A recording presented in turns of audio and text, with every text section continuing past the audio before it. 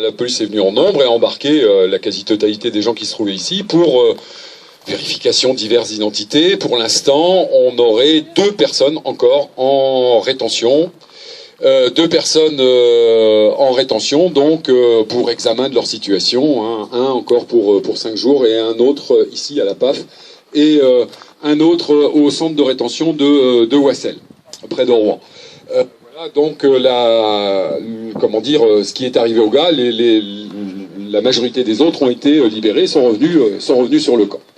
Donc on pensait être à peu près tranquille, on avait l'assurance, dans nos échanges avec la municipalité mercredi matin, on avait l'assurance que ce n'était pas consécutif à une action de la municipalité. Que cette action de la police n'était pas consécutive à, par exemple, une demande d'évacuation.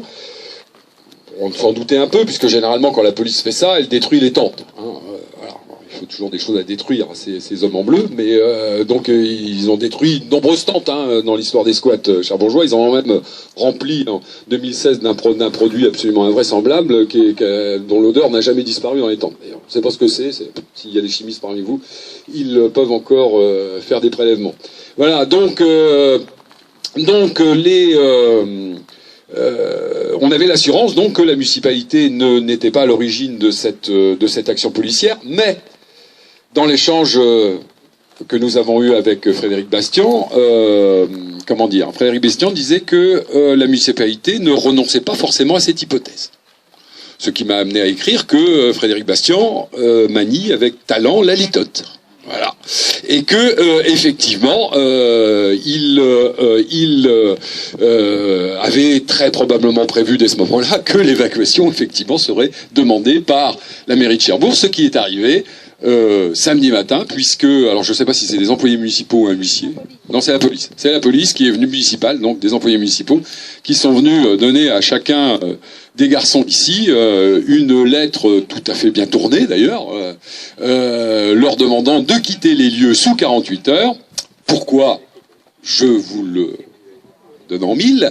Parce que ce terrain n'est pas adapté à un hébergement pérenne. Voyons.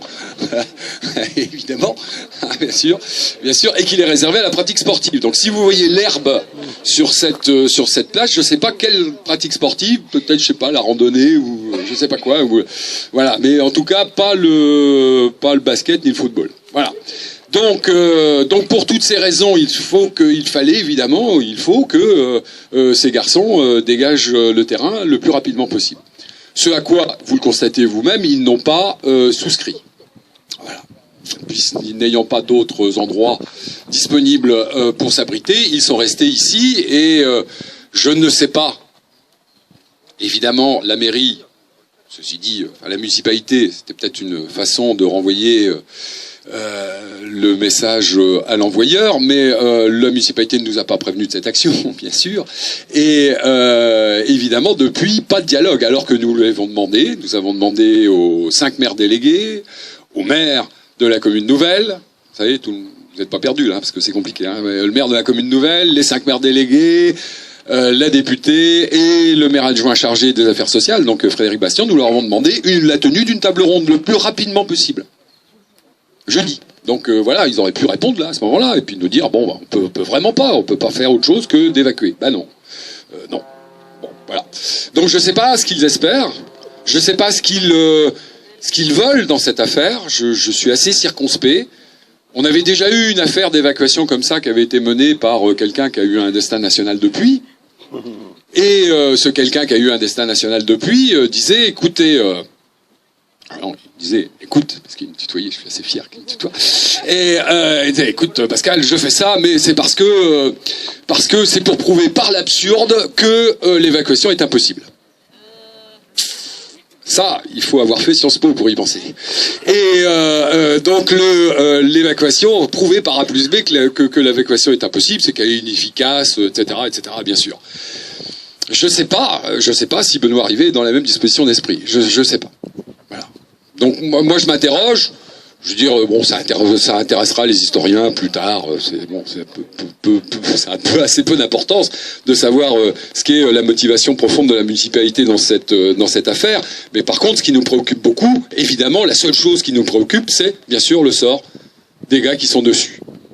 Alors nous, si vous voulez bien, si vous en êtes d'accord, on demande à la municipalité, et je pense pas trahir à secret en disant que nous sommes sans doute un certain nombre ici à l'avoir élu.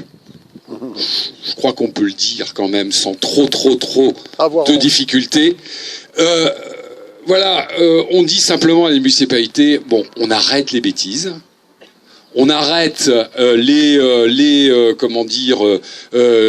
actions à l'emporte-pièce et on se met autour d'une table. D'abord, dans un premier temps, on fait en sorte que ce squat puisse retrouver une certaine mini-dignité comme il y a 3 ans, c'est-à-dire au moins avec des toilettes et de l'eau, ce qui est quand même un minimum. Ça, c'est facile, hein, c'est en 2 coups de cuillère à peau et l'action de 3 ou 4 employés municipaux, c'est réglé, c'est fait, ça peut être fait demain matin. Il n'y a pas de souci, si on en a la volonté politique, ça peut être très rapide.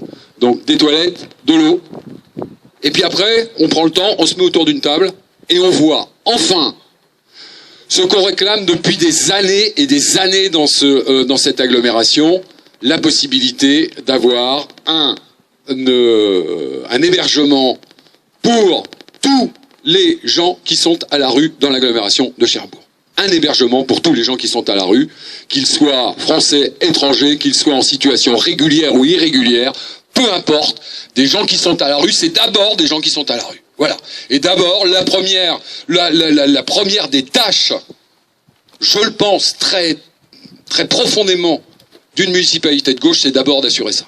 Voilà. Après, on peut discuter. Après, on peut discuter. Après, on peut se mettre autour d'une table. Après, on peut voir.